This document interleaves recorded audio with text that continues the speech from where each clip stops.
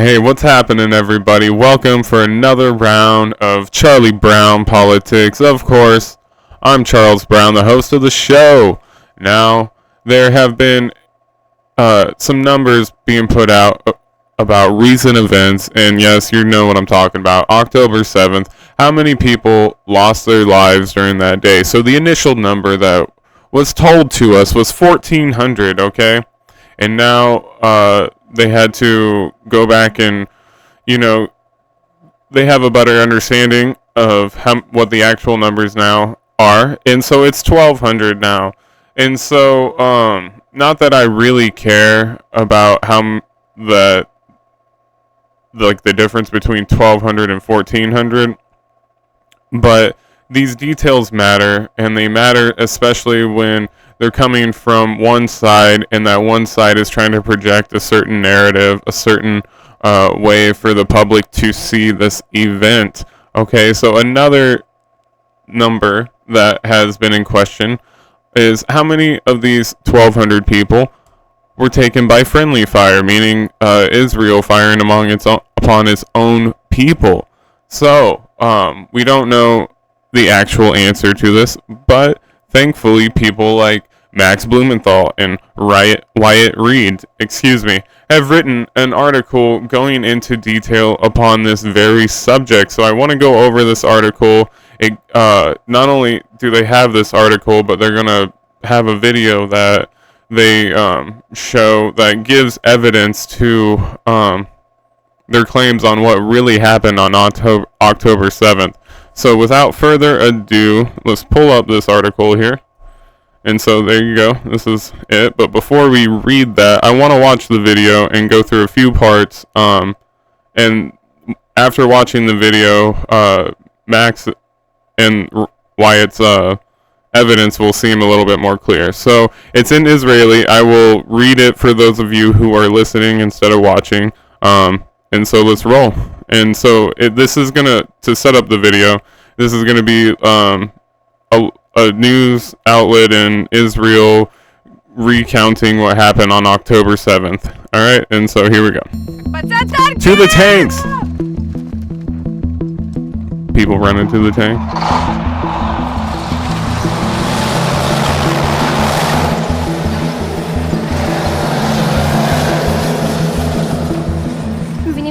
We understand this is a war. We're operating fast. To the right! You just run over the terrorist and move on. Then attack and fire machine guns to make sure all was destroyed. Our company took about 500 terrorists. There you go, you got some guy climbing out the butthole of the tank. This is Hagar, Hali, Tal Sarah, sorry I'm not going to try to pronounce the other ones. Just 20 years old, but these tank crew members and their company made history on October 7th. These are the first women in Israel, maybe the world, that fought in armored battle. A heroic battle in which they took out dozens of terrorists and saved... Alright. So, let's stop it right there. Here you go. Now, we have our first female group of women, Israeli women, that fought on October 7th, and they got in a tank, and they fought the so-called terrorists. So does that make you feel good that we now have female groups that are oppressing and committing genocide? As Jimmy Dore likes to make the joke, if this was the 1800s, the Democrats would be bragging about their first transgender slave owner.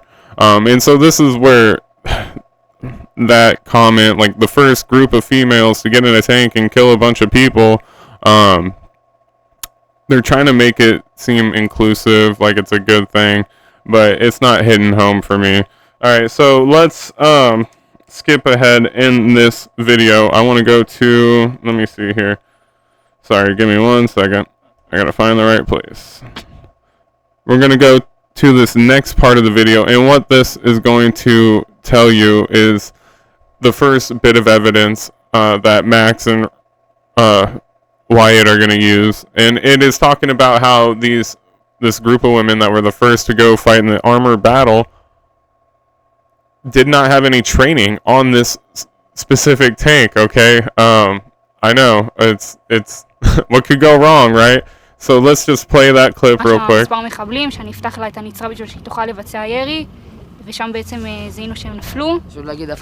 of us were trained to operate this APV. This weapon system is I don't know. You need to have special training. None of us had that. In about 10 minutes, we become experts in the system. Operating, shooting it, fixing issues with it.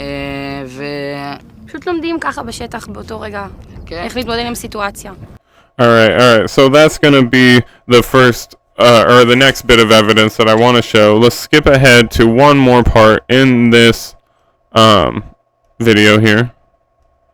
Apologies. And so this next part's going to explain this woman admits that a soldier came up to her during October 7th, and he was very panicked, and he goes, and she's inside an Israeli town. I don't know what to call it here. And this soldier points out a house and says, "The terrorists are in this house. Fire upon this house." And she admits here that she does so. So, like I said, I'll read it as the video is playing. Here we go. A soldier comes to me, a bit panicked.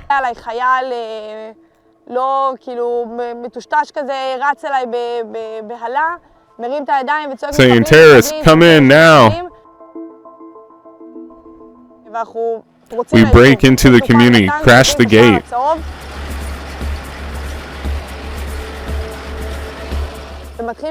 and follow his directions. The soldier points and tells me, "Shoot there, the terrorists are there." I ask him, "Are there civilians in there?" He says, "I don't know, just shoot." I decide not to shoot. This is an Israeli community. I fire with my machine gun instead at the house. So, to recap that, this woman, in this group of women were untrained. They obviously emotions were running high, your adrenaline's going, but then get asked by another soldier to break into this community and fire upon this house, and this lady says, "Are there civilians in there?"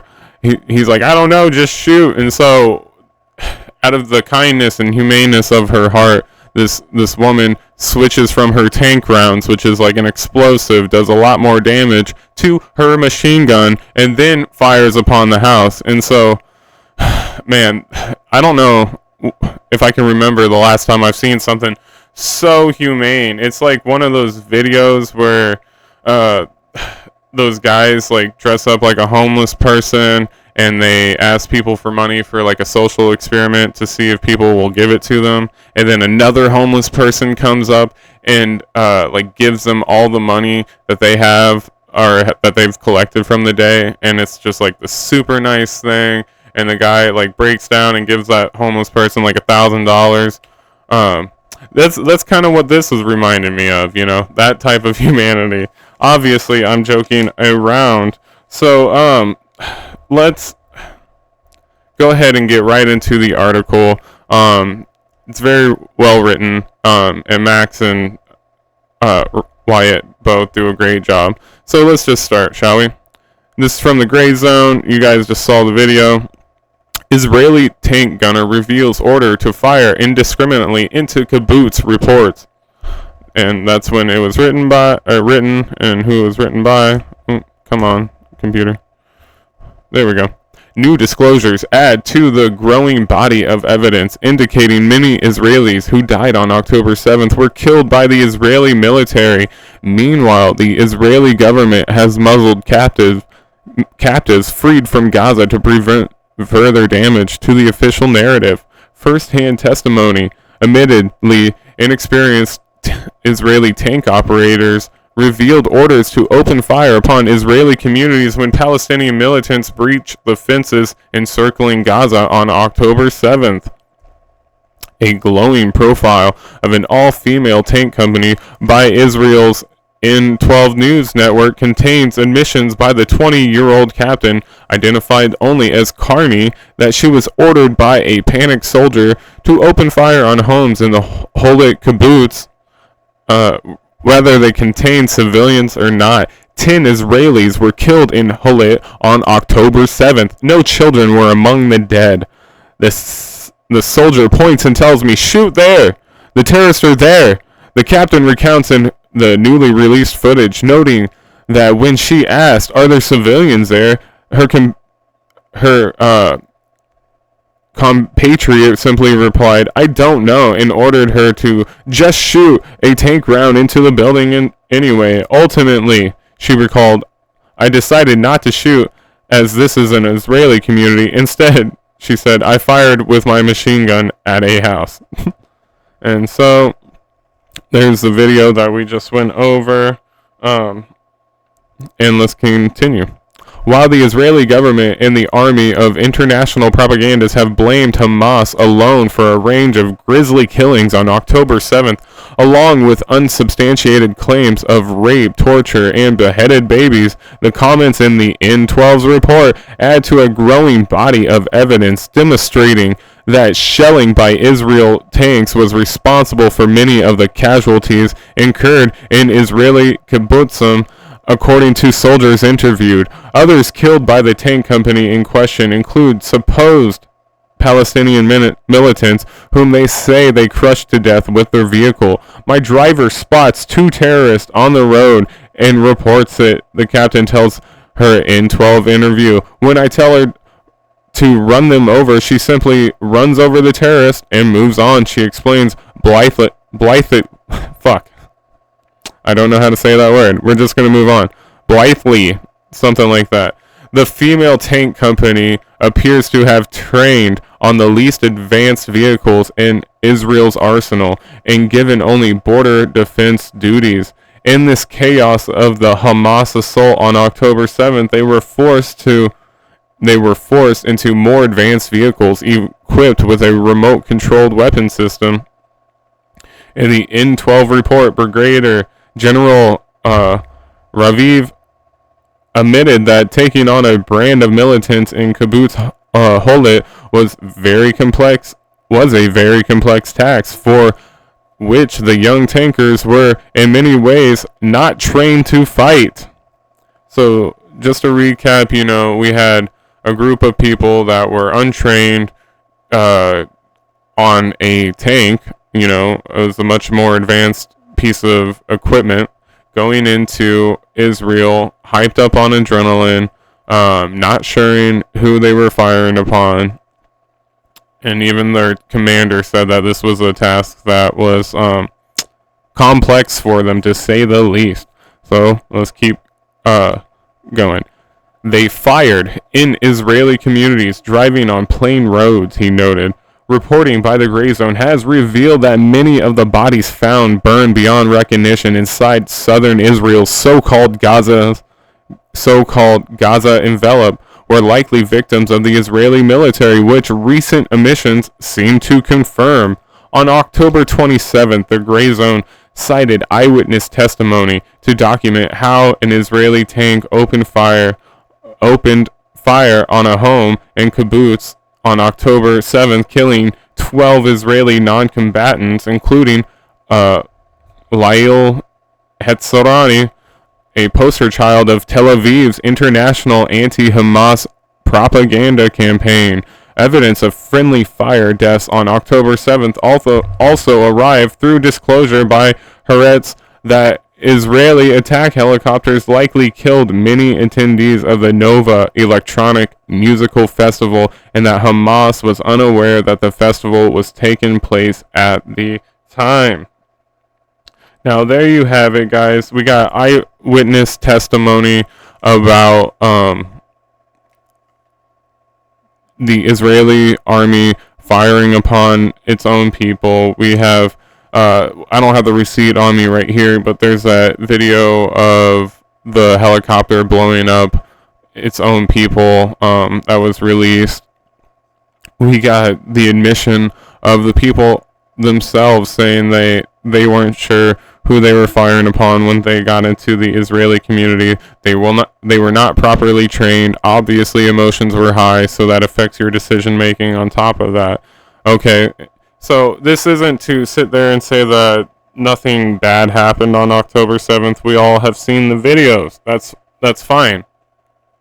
But these details, like I say, matter. Okay, when Israel is trying to put out a certain narrative that Israel is all good, Hamas is all bad, it's black and white, it's all one-sided, we got to take that with a grain of salt. We have to see through the propaganda. Once again, the American people are being lied to over and over and over again about what's really happening in the world.